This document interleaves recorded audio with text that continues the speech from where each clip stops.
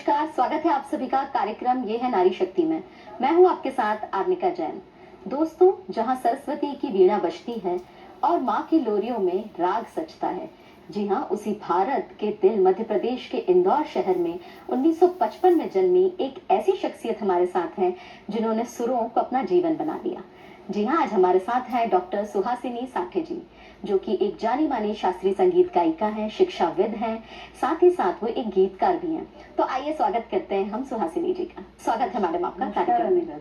जी, जैसा कि मैंने बताया कि सुरों को आपने अपना जीवन बना लिया जी। तो ये जो सुरों की यात्रा है, ये कहाँ से शुरू हुई, किस तरीके से ये संगीत का सफर आरंभ हुआ, वो हमारे दर्शकों को बताएं। ओम श्री वीणा पाणी नमो नमः सरस्वती नमो नमः। जी, बहुत अच्छा सवाल है। पुरानी यादों में खो गई मैं। मेरा बाल्यकाल, मेरे माता पिता ही इसकी प्रेरणा देते हैं बाल्यकाल से जी। और माता बहुत अच्छा गाती थी। माता जी आई कहती हूँ जिनकी मराठी में, और पिताजी बहुत अच्छा भजन गाते थे। हम लोग सब बच्चे, मेरे 5 बहनें हम लोग और एक भाई है, सब मिलके रोज शाम को आरती करना, पूजा करना, भजन करना। और हर गुरुवार को हमारे यहाँ भजन होता था। पिताजी बहुत अच्छा गाते थे, उनकी आवाज बहुत अच्छी थी।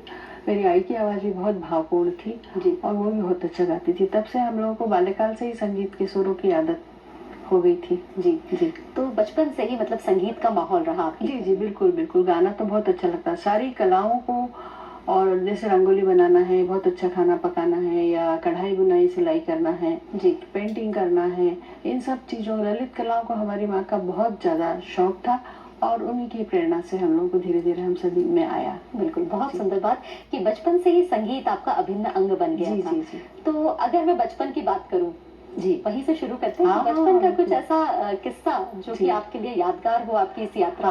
हाँ जी, बहुत अच्छा खुशनुमा एक यादगार मेरे पास है जी। हायर सेकेंडरी की परीक्षा में मुझे मध्य प्रदेश में, पूरे मध्य प्रदेश में संगीत विषय में सर्वाधिक अंक आए थे जी, जिसमें मुझे स्वर्ण पदक मिला था।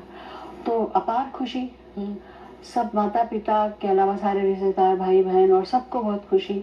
और मुझे तो लगता था कि इतने अच्छे नंबर मुझे मेरे आ गए हैं, प्रैक्टिकल में भी बहुत अच्छे, थ्योरी में भी बहुत अच्छे। और स्कूल के सब टीचर्स और मेरे गुरु और गुणी लोग सभी ने मुझे बहुत आशीर्वाद दिया, बहुत प्यार किया और बहुत माना, बहुत स्नेह मिला। ये मेरे लिए पेपरों में भी निकला उस समय। मुझे ये मेरे लिए बहुत बड़ी यादगार है बचपन की। बिल्कुल। और जैसा हम आपके बारे में पढ़ पाते हैं कि हमेशा से आप अव्वल ही रही। अगर मैं यहाँ पर बोर्ड परीक्षाओं की बात करूँ, खैरागढ़ यूनिवर्सिटी से आपकी आगे की पढ़ाई की बात करूँ, सभी में आप अव्वल रही और सभी में कहीं न कहीं गोल्ड मेडल्स आपने हासिल किए। जी, ईश्वर की कृपा है। 1970 की बात करूँ मैडम मैं जी, ये एक ऐसा दौर था जब महिलाओं के लिए शायद इतनी आजादी नहीं थी, या ये कहें वो घर तक सीमित थी जी। तो एक ऐसा समय जबकि महिलाएं बहुत ज्यादा अपने करियर को लेकर फोकस नहीं थी उस समय, या आगे नहीं बढ़ाया जाता जी जी। उस समय एक महिला होने के नाते संगीत में करियर बनाना जी, ये कैसा था इसका अनुभव? क्या कुछ परेशानी? इसके पीछे भी माँ की प्रेरणा, माँ का ही मनोबल, माँ का ही सतत परिश्रम और मेहनत। पिताजी का तो साथ था ही, मतलब ऐसा नहीं है। गुरुजनों का, गुणजनों का और कुछ मित्रों का, सबका सहयोग मिला, पर माता पिता ने इस बात की आगे बढ़ने की प्रेरणा दी कि जो विषय आपको बहुत अच्छा लगता है, जिसमें आपकी रुचि है, उसी में आप आगे बढ़ो और उसी में आप अर्थोपार्जन का भी वो साधन बने। एक सामान्य महाराष्ट्रीयन परिवार होने के नाते आर्थिक रूप से भी उतनी अच्छी स्थिति नहीं थी, लेकिन उस स्थिति में भी माँ ने हमको बहुत मेहनत करना सिखाया, सभी काम सिखाए, और वो खुद भी मेहनत बहुत करती थी और यही उपलब्धि उनकी रही और हम लोग उन्हीं के उस पे बढ़े हैं। बहुत उन्हीं की याद में मैंने लिखा था, किसने देखे हैं नींव के पत्थर, किसने देखे हैं नींव के पत्थर, सबकी नजरें तो इमारत की तरफ उठती है। वाह! सबकी नजरें तो इमारत की तरफ उठती है, गर उसकी इनायत होती है, गर उसकी इनायत होती है, गर उसकी इनायत होती है, नींव गुंबद से बात करती है। अरे वाह! नींव गुंबद से बात करती है। ये मेरे माता पिता को मैंने समर्पित किया है जी, उन्हीं के इस प्रेरणा के रूप में। अरे वाह! किस तरीके से माता पिता ने आपको ये संबल दिया और किस तरीके से एक स्ट्रॉन्ग आधार रखा? जो नींव की बात आप कर रही हैं, शायद एक मजबूत नींव होने के कारण ही इमारत मजबूत बनती जी। और अगर जैसा आपने यहाँ पर बताया कि आपके माता पिता का भरपूर सहयोग आपके साथ था और 1970 के दौर में भी जहाँ लड़कियों को बहुत ज्यादा आगे नहीं बढ़ाया जाता था, उस दौर में भी आपने संगीत की शिक्षा को आगे बढ़ाया। अगर आपकी आगे की यात्रा की बात करूं तो मध्य प्रदेश लोक सेवा आयोग के सीधे भर्ती के थ्रू होने वाली आप इकलौती ऐसी पर्सनालिटी है, इकलौती ऐसी व्यक्ति हैं जिन्होंने संगीत के प्राध्यापक होने का जिनको मान मिला है। तो कैसा रहा ये? तदर्थ रूप से लंबी सेवा करने के बाद जी फिर एमपीपीएससी के द्वारा मुझे प्राध्यापक के रूप में मेरा चयन हुआ। ये मेरे लिए बहुत बड़ी, और आज तक एमपीपीएससी के द्वारा संगीत विषय में कोई भी प्राध्यापक का चयन नहीं हुआ है। ये इतिहास भगवान करे सबका होता रहे, पर मेरे लिए एक विशेष उपलब्धि है कि मैं मेरिट में प्रथम आई और उसका चयन हुआ। तो ये इतिहास आपके नाम से दर्ज है। जी जी। और अगर मैं देखूं तो इस ये जो जर्नी थी जिसको कहते हैं शिक्षाविद की जर्नी, जहां आप संगीत की प्राध्यापक रही और अपने जीवन का अधिकतर समय आपने ये शिक्षा में देने में बिताया, बहुत सारे विद्यार्थी आपके अंडर से निकले और उन्होंने भी पीएचडी करी। मेरे ख्याल से 20 से ज्यादा, 25 से ज्यादा विद्यार्थी, लगभग 29 विद्यार्थी ऐसे थे जिन्होंने संगीत में पीएचडी करी आपके मार्गदर्शन में। तो किस तरीके का अनुभव था छात्रों के साथ और क्या उनको संदेश देती थी आप? मुझे लगता था कि शिक्षा डिग्री के साथ ही कुछ ऐसी मौलिक खोज हो जी जो आने वाले समय में आने वाले विद्यार्थियों को और सुधी दर्शकों को, पाठकों को, ये सब मेरी बुक्स के रूप में आए। ये शोध कार्य विभिन्न पुस्तकालयों में जाए और इसमें नया क्या है, नया मौलिक क्या है, इसका शोध करके उनके काम आए। केवल डिग्री और कोर्स तक सीमित न रहे, इसलिए उसमें मैंने खोज कराई। अधिकतर मेरे विषय में रीवा में काफी साल मेरा गया जी नौकरी के उसमें, तो मैंने रीवा के लोकगीतों में कहाँ पर, विभिन्न संस्कार गीतों में, लोकगीतों में कहाँ पर वो क्या बोलते हैं गाना इसमें कैसे निकला है जी, क्लासिकल से कैसा निकला है, किस राग से निकला है, किन स्वरों से निकला है, उसके अंदर में कौन से राग छुपे हुए हैं, उसकी खोज की है। जी जी, बहुत खूब। कि केवल संगीत तक सीमित नहीं है, जहाँ तक हम सीखे हैं केवल वहीं तक सीमित नहीं रहा ये सफर, लोगों को, छात्रों को अपने उसके आगे भी बढ़ने की यहाँ पर जी जी जी। तो मैंने शास्त्रीय संगीत की भी शिक्षा दी, सुगम संगीत की भी शिक्षा दी है मैंने जी, और कुछ अपनी बंदिशें मेरी अपनी खुद की बनी है और बनाई है, उसके ऊपर मैं अभी कार्य कर रही हूँ। बहुत सारे शोध पत्र भी लिखे हैं, बच्चों के द्वारा भी मैंने लिखवाए हैं और आप काफी छपे भी हैं। नारी शक्ति हमारा कार्यक्रम है और नारी के ऊपर भी आप लिखती हैं, मुख्यतः आप नारी पर ही लिखती हैं। तो कुछ अगर खास सुनाएंगी तो हमारे दर्शकों को बहुत धन्यवाद जी। मेरा मुख्य तो लेखन नारी संवेदना, नारी विमर्श पर ही है जी, और मेरे एक सिंबल रहे हैं, सिंबॉलिक चीजें रहती हैं, और जैसे रोटी है, चाय है, इसके माध्यम से नारी को मैंने अभिव्यक्त करने का प्रयास किया है, नारी के मनोभावों को जी। तो उसी की मैं छोटी सी आपको झलक सुनाती हूँ। बिल्कुल, स्वागत है। रोटी। मैं रोज सुबह शाम घूमती रही गोल गोल, मैं रोज सुबह शाम घूमती रही गोल गोल, तुम्हारे और अपने विश्वासों के चकले और बेलन के बीच, विश्वासों के चकले और बेलन के बीच दबती रही, बहुत दबती रही। कहीं मेरा आकार गोल से टेढ़ा न हो जाए, कहीं मेरा आकार गोल से टेढ़ा न हो जाए। उतनी सीखी जितनी तुम्हें पसंद है, उतनी सीखी जितनी तुम्हें पसंद है। यही क्या कम है, कुछ काले और कुछ लाल दाग मुझ पर पड़े, फिर भी ये रोटी तुम्हें स्वादिष्ट लगती है, फिर भी ये रोटी तुम्हें स्वादिष्ट लगती है। तवा अधिक गर्म नहीं करना, अग्नि परीक्षा पर रखकर मैं जल जाऊंगी सीखते सीखते, मैं जल जाऊंगी सीखते सीखते।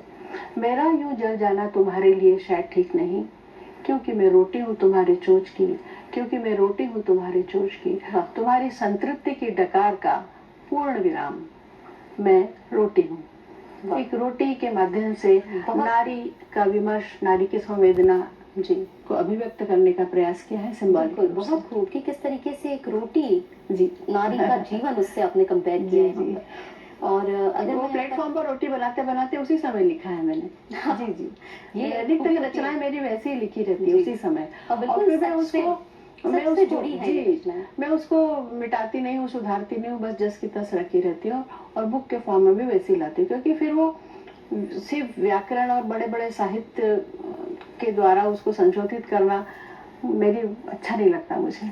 बिल्कुल जस की सुहासिनी जी, तस मैं भी यही मानती हूँ कि जो लेखन है वो तो दिल को छूना चाहिए। जी। भले ही उसमें साहित्य का जितना हम डाल सकते हैं वो जी, तो है ही उसके जी। साथ, पर जो दिल से निकली आवाज है वो हमेशा दर्शकों हाँ, तक जाती है तो या कहीं न कहीं वो पढ़ने दब वालों तक जाती है, जाती ऐसा मुझे लगता है, ऐसा उसमें ज़्यादा सुधार करो तो। जी। इसलिए मौलिकता को रखते हुए मैंने उसको पुस्तक के रूप जी, में किया है। बहुत खूब। यहाँ पर किताबों की अगर मैं बात करूँ जी। तो गीतकार तो आप हैं ही, साहित्यकार आप हैं और बहुत सारी किताबें जो आपने लिखी हैं, अगर खास मैं आपकी बात करूँ तो तेरा तुझको अर्पण, जी। अनुगूंज या अनकही, ये कुछ खास किताबें हैं जी, जो जी, आपने जी। लिखी। तो इनके बारे में भी हमें बताइए, क्या है ये जी। किताबें और किसके बारे में इनमें लिखा है? जी, जी, जी। मेरी पहली कविता संग्रह है, वो मेरा बड़ा सौभाग्य है कि महिषी महादेवी वर्मा जी का आशीर्वाद मुझे मिला। जी। वो इतनी प्रसन्न, वो इतनी खुश थी, बल्कि 2 दिन में उनके निवास पे रही। उन्होंने अपने हाथ से मुझे खाना बना के खिलाया, बहुत स्नेह दिया, बहुत आशीर्वाद दिया जी। और बहुत सुनने को मिला। जी। और उनके घर पे रहकर मैंने बहुत कुछ उनको सुनाया और उनकी इच्छा थी कि उनकी अपनी कविताओं का, उनके अपने गीतों का एल्बम बने जिसको मैं गाऊं। जी। और उसमें उन्होंने मुझे बहुत अच्छा प्रशंसा लेटर भी दिया, आशीर्वचन दिया है। जी, हम देख सकते हैं यहाँ पे कुछ किताबें भी आप हाँ, लेके जी, रहे जी। हैं, तेरा तुझको अर्पण, ये एक किताब। ये, उसके बाद जी। दूसरी किताब थी तेरा तुझको अर्पण। जी। ये मेरे अपनी माँ के लिए लिखा है। जी। उसमें जब से मैंने समझना शुरू किया तो माँ के ही इसमें संपर्क में आने के बाद जब कुछ मैंने उनसे सीखा, उसका पूरा वर्णन मैंने माँ के लिए किया है। मतलब माँ को समर्पित है ये जी, जी, किताब। माँ को समर्पित है। जी, बहुत खूब। और ये साथ में एक और अनकही है। एक अनकही ये पुस्तक है मेरी। जी। ये अभी 2 साल पहले प्रकाशित हुई। इसके अलावा 2 और प्रकाशनाधीन है। इसकी कुछ खास लेखन अच्छा, अच्छा। जी, ज़रूर सुना देती हूँ। बीते मौसम की यादें शीर्षक है। बीते मौसम की यादें। जी। अश्रु में भीगे पलक पर मुस्कुराहट देखना हो, बीतते मौसम की यादें फिर हरी कर गीत गाना, तुम मेरे संग मुस्कुराना। हर कमल की नाल कीचड़ में सनी रौंधी गई है, पीर सागर में डुबोई दर्द पीती जिंदगी है। भीतरी सैलाब को किसने सुना, किसको दिखाना, तुम मेरे संग मुस्कुराना, तुम मेरे संग मुस्कुराना। आजकल जो परिस्थिति चलती है जी। हमारे यहाँ, उस पर लिखा है। दूध का आंचल फटा आतंक के कांटों में फंसकर, टूटे भाई की कलाई राखी में बारूद बनकर, अस्मिता की नस्ल सूखी, अस्मिता की नस्ल सूखी, बीज फिर बो कर बताना, तुम मेरे संग मुस्कुराना, तुम मेरे संग मुस्कुराना। बहुत खूब। ये प्रदूषण पर, ये धुएं का शहर है, कैसे यहाँ इंसान रहे, एक बंजर उजड़ती सी धरती पर दरिया बहे, चिटकती माटी का दीपक बुझ चला लो तुम जलाना, तुम मेरे संग मुस्कुराना, तुम मेरे संग मुस्कुराना। इसके और भी बहुत सारे स्टेंजे हैं जी। लेकिन मैंने मुख्य बहुत खूब, बहुत खूब। किस तरीके से जो आज का माहौल है, जी। जो आज की परेशानियां जी, हैं, जी, उनको जी। इसमें समाहित किया है आपने। जी, बहुत जी। ही खूब ये रचना थी यहाँ पर। जी। और अगर आगे की मैं बात करूं, क्योंकि जी। साहित्य ऐसा है जो कभी रुकता नहीं है, कभी तो नहीं। आपकी साहित्य की ये जो जर्नी है, जो यात्रा है, वो आगे किस पड़ाव पर जा रही है, किस ओर जा रही है? अभी ये कविता कुछ दिल को छू जाती है, बहुत सारी चीजें समाज में, अड़ोस पड़ोस में, गली गलियारे में, किसी सांस्कृतिक कार्यक्रमों में, या जो नारी शोषण होता है, या किसी लड़की के ऊपर, छोटी बच्ची के ऊपर आज तक आप देख ही नहीं, सुन रहे, बोलने की जरूरत नहीं है, तो वो मन में कहीं पे भी झंझोड़ती है, बहुत टच करती है, बहुत दुख होता है, हृदय बहुत द्रवित होता है। तो इसलिए मैं प्रभु से प्रार्थना करती हूँ और आत्मा से लिखती हूँ कि तुम सुनो, कि ईश्वर से प्रार्थना करती हूँ अपनी कविता के माध्यम से कि सुनिए पुकार, ताकि कुछ स्त्रियों का, छोटी छोटी नन्ही मुन्नी कलियों का, बच्चियों का भला हो।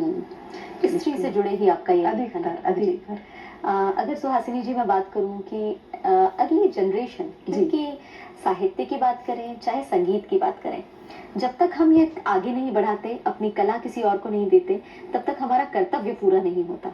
तो अगर आपकी भी बात करूं तो मेरे ख्याल से आपकी बेटी हैं डॉक्टर वाणी साहनी जी, जो कि आपके इस जर्नी को आगे ले जा रही हैं, परंपरा को आगे बढ़ा रही हैं।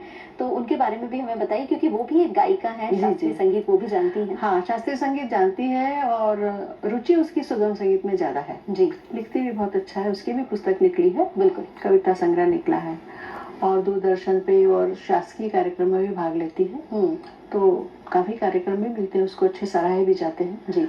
तो वो मेरी इस विरासत को, धरोहर को, परंपरा को निश्चित रूप से आगे ले जाएगी, ऐसा मुझे विश्वास है। बिल्कुल जी। और रिटायरमेंट के बाद आप उज्जैन में अपनी ये जो संगीत की यात्रा है इसको आगे बढ़ा रहे हैं, तो उसमें किस तरीके से माँ बेटी का ये जो संगम है, माँ बेटी का साथ है, वो आगे बढ़ रहा है? उसके बाद मेरी बेटी का विवाह उज्जैन में हुआ, जो कि सांस्कृतिक आध्यात्मिक धार्मिक नगरी है जी, बाबा भोलेनाथ की नगरी है। तो वही खींच रहा है हमको जी। तो हम एक ही शहर में और एक ही कॉलोनी में एक घर छोड़ के ऐसे दोनों रहते हैं। उसका ससुराल उधर है, मैं यहाँ अपने यहाँ रहती हूँ, पर आना जाना रोज का ही लगभग होता है। तो वो सीखती है मुझसे, अभ्यास करती है नए नई चीज। अभी मैंने अपनी, कब से मैं इसी चीज में लगी हुई हूँ, अपनी खुद की शास्त्रीय संगीत की बंदिशें हैं। बहुत सारे मेरे छोटे ख्याल है, बड़े ख्याल है, ध्रुपद है, तराना है, बहुत सारी ऐसी बंदिशें हैं। स्वर मालिका भी मैंने लगभग 22 रागों के संयोग से बनाई थी एक, जिसमें राग का नाम और राग के स्वर एक ही है। अच्छा। और उसमें लगभग 3.5 लाख के ऊपर व्यूज आए थे। श्रोताओं को बहुत पसंद आता, गुणीजनों को बहुत सराहा उन्होंने जी। और बहुत अच्छी थी स्वर मालिका। वाणी गाती है, मेरा कंठ तो थोड़ा सा जी खराब हो गया है। बंदिश अगर आपको याद हो जी राग बैरागी भैरव की बंदिश है। बिल्कुल, स्वागत। सा रे सा, सारे मा पनी रे पा, मा पनी सारे सा रे मा रे सा नी पा, मा पनी सा रे नी रे सा नी पा मा रे नी सा रे सा।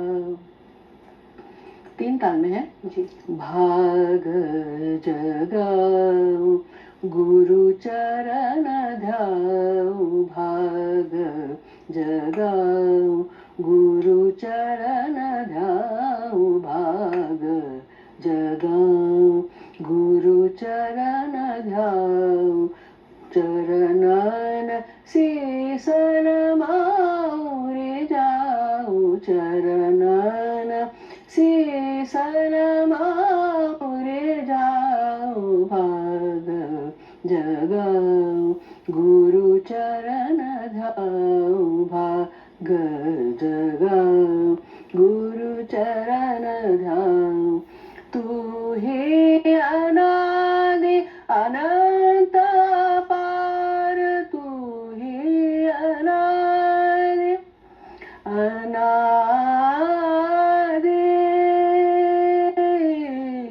अनादि अनादि, तू ही अनादि अनंत पार, ज्ञान ध्यान प्राणन में चराचर रूप अरूप समाओ रे जाओ, भाग जगाओ गुरु चरण ध्याओ। एक बात मैं बहुत जरूरी समझती हूँ, मेरे पति प्रोफेसर के बी साठ है जी, जो 25 वर्ष पूर्व उनका गोलोक गमन हो गया था। कृषि महाविद्यालय में प्लांट प्रोफेसर, पैथोलॉजी के प्रोफेसर थे जी। उनको संगीत का बहुत ही ज्यादा शौक, लगाव और मुझे आगे बढ़ाने में विवाह के बाद उनका बहुत बड़ा योगदान है जी। और पीएससी की एग्जाम की तैयारी 8-8 घंटे रोज हमको करवाते थे, संगतकारों के साथ बैठा के जी रियाज करवाते थे, इसमें उनका बहुत बड़ा योगदान है। शायद वो उसकी तैयारी संगीत को इतना पसंद जी, करते जी, थे, बहुत। इसीलिए उन्हें संगीत चाहने हाँ, वाली या हाँ। संगीत जानने वाली हमसफर ही मिली थी। बिल्कुल जी। बिल्कुल, वो तो बहुत दीवाने थे कहना चाहिए। मेरे हर प्रोग्राम में सबसे पीछे बैठते थे बिल्कुल। और शौक उनको बहुत था सारी तैयारी कराने में। जी। इसलिए मैं ये चाहती हूँ कि अगर कलाकार कोई लड़की है, बहू है, कन्या है, तो इधर मायके में माता पिता तो है ही, ससुराल में उसको प्रमोट करने वाला, उसको आगे बढ़ाने वाला, उसको मानने वाला, उसको चाहने वाला, पति के अलावा और भी जो सदस्य घर के हैं जी। सबको शौक होना चाहिए और उनको आगे बढ़ाना चाहिए, क्योंकि ऐसी चीजें तो बोलते हैं ना हम वसामि वैकुंठे योगी नाम हृदय न च मद भक्ता यत्र गायन्ति तत्र तिष्ठामि नारद। ये तो music is the language of God. ईश्वर के द्वारा बहुत सारी चीजें तो यूट्यूब आजकल कितना निकला है, सब सीखते हैं, लेकिन संगीत और भी जो ललित कलाएं हैं ये तो ईश्वर का बहुत बड़ा प्रसाद है, इसलिए किसी किसी को मिलता है। और जिस घर में ऐसी बहू है, ऐसी कन्या है, उसको उसकी रुचि को देखते हुए उसको आगे बढ़ाने का काम हम सभी परिवार के बड़े लोगों का है। बिल्कुल, उसके बिना और उम्मीद करते हैं आपकी ये बात सुन के बहुत से ऐसे घर होंगे जिनमें बदलाव आएगा, शायद आना ही चाहिए, जहाँ संगीत के बीज हैं उनको एक पौधे का रूप देने का काम हमारा और आपका है। जी जी। और सुहासिनी जी, अगला प्रश्न भी मेरा इसी से जुड़ा हुआ है कि अगर हम आज की बात करें जी, वक्त के साथ संगीत में भी बहुत से बदलाव बिल्कुल आए हैं, बिल्कुल टेक्नोलॉजी का यूज भी बहुत बड़ा है, बिल्कुल, और कहीं ना कहीं संगीत के एक प्रकार में भी चेंज आया है। आज के बच्चे रैप म्यूजिक या वेस्टर्न म्यूजिक की ओर झुकाव ज्यादा चाहते हैं या सोचते हैं कि शास्त्रीय संगीत उतना महत्व नहीं रखता, पर आप और हम ये बहुत अच्छे से जानते हैं कि शास्त्रीय संगीत नींव है संगीत की। भले ही हम सुगम संगीत गाएं, फिल्मी संगीत गाएं, बिल्कुल। तो उन बच्चों के लिए शास्त्रीय संगीत का महत्व कैसे बताएंगे आप? वो तो घर के वातावरण से बच्चे पहले अपने आप उसमें उनमें वो पैदा हो जाती है वो चीज की। देखिए ये शास्त्रीय संगीत है, माँ रियाज कर रही है, गुरुजी आ रहे हैं, अभ्यास हो रहा है, तो बच्चों में वो अपने आप आता है। उसके बाद युवा लोगों के लिए मेरा ये कहना है कि अपने बेस ना छोड़ें। आप किसी भी प्रकार के संगीत को गाएं, सुगम संगीत गाएं, पाश्चात्य संगीत गाएं, कुछ भी गाएं, पर जो बेस है उसका अभ्यास भी बहुत जरूरी है। रियाज, वो नहीं, अभ्यास रियाज साधना है तो साधना की चीज है। बिल्कुल। और पानी है पूरा, बिल्कुल। वो जब तक उसको नहीं देंगे तब तक पौधा कैसे, आपने पौधे की बात की, कैसे बगीचा उपवन कैसे निर्माण हो, खुशबू कैसे आएगी, खुशबू कैसे आएगी। आवाज बहुत लोगों की अच्छी होती है, लेकिन उस आवाज में लालित्य, आवाज में भाव, ये तो अपने गले के गुणधर्म से पैदा होते हैं सब सारी चीजें। और गलत नहीं हूँ तो मेरे ख्याल से शास्त्रीय संगीत या संगीत का ये जो शिक्षा है ये एक दिशा देता है। बिल्कुल, गायन आवाज अच्छी होना ये कुदरत की है, प्रकृति की जी जी जी, बट उसको एक दिशा देना ये शायद शास्त्रीय संगीत में मदद है। अच्छे, हाँ जी जी, माता पिता, गुणीजन, गुरुजन और संगतकार जी, इन सब के प्रयास से खुद उस विद्यार्थी को ही अपना, कभी बड़े बड़े लोगों को देखा मैंने बिना रियाज के आगे नहीं जाते, बिल्कुल करते ही है वो घर में, पहले थोड़ा जरूरी है। बिल्कुल जी। और सुहासिनी जी, अगर मैं यहाँ पर बात करूँ कि आज की जो नारी है, आज की जो महिलाएं हैं, बहुत सी ऐसी महिलाएं होंगी, जैसे हमने अपनी बातचीत के दौरान में देखा भी कि कई ऐसी महिलाएं हैं जो जानती हैं संगीत पर घर में बैठे हैं, कहीं उनको मौका नहीं मिला है, या जो जानते भी हैं वो उसकी वैल्यू नहीं करते उस तरीके से जिस तरीके से करना चाहिए। जैसे आपके हमने इस सफर में जाना कि किस तरीके से ये एक साधना है, पूरा जीवन दे दिया आपने इसके लिए, तो उन लड़कियों के लिए, उन महिलाओं के लिए क्या संदेश आप इस कार्यक्रम के जरिए देना चाहती हैं? देखिए, संगीत केवल गाना या मनोरंजन के अलावा आप उसको आजीविका का, अर्थोपार्जन का साधन भी बना सकती हैं। आप संगीत एकेडमी खोल सकती हैं, संगीत कक्षा ले सकती हैं, खुद संगीत कहीं सिखा के उससे आप ये कार्यक्रम करके आप सफलता मिल सकती है उसको आपको।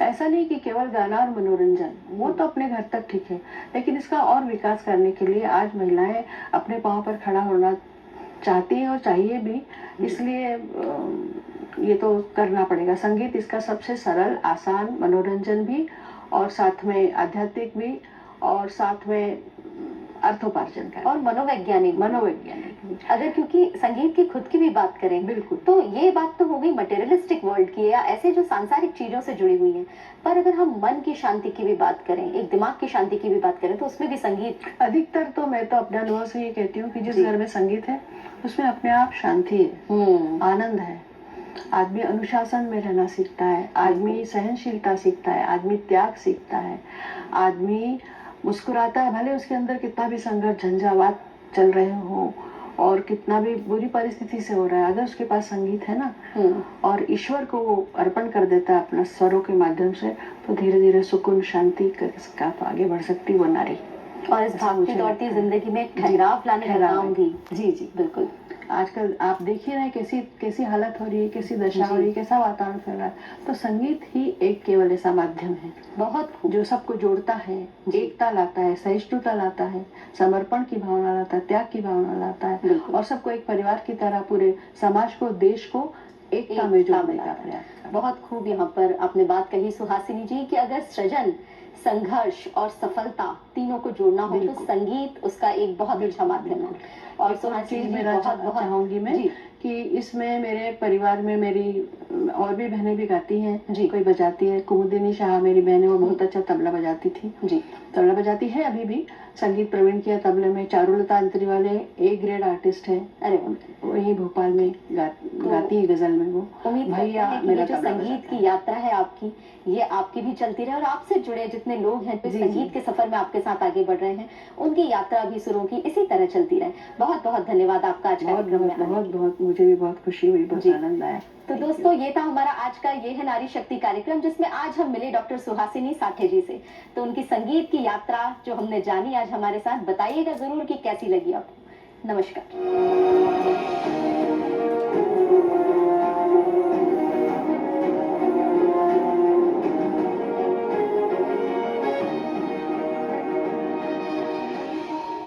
एक बीज जब